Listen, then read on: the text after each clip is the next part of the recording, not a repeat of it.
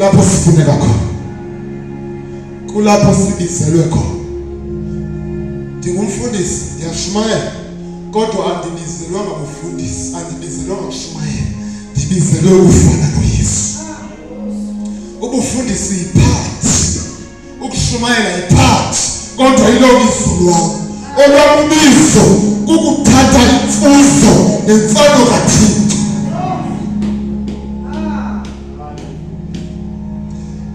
Susana amehlo wenu bafundisini, susana amehlo wenu baprofeti, susana amehlo wenu bapostile.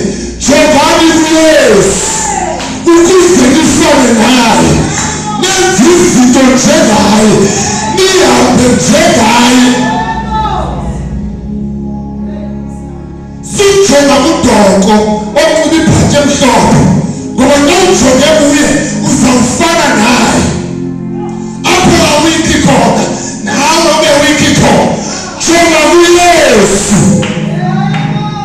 thatha imfuzo nemfano kaYesu.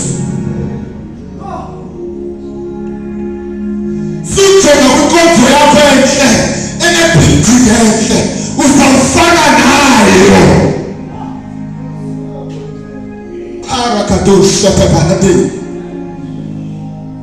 That is the higher calling.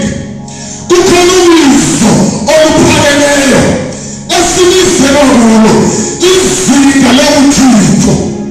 Silizelwa kwizinga lobuthixo. Phuma kwizinga labantu, izinga labantu linezifo, linenhlupheko, linokuhamba nzima. Yiza kwizinga lothixo. Othixo bayakhomanda izinto zenzeke, abanakho othixo. Parakatoshakapate disebenzise ekhabisi ukuzophakamisa abantu, ndibasuse kwileveli yomuntu, ndibasuse kwizinga lobuthixo.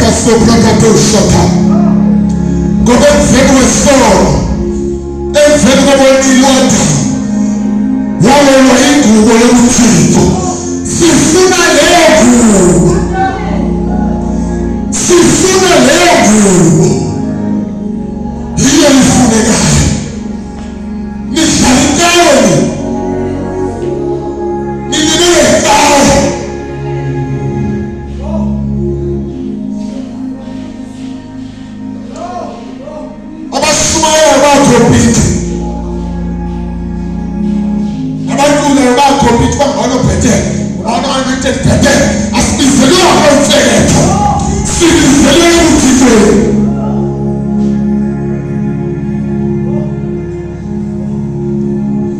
fala mehoko nyake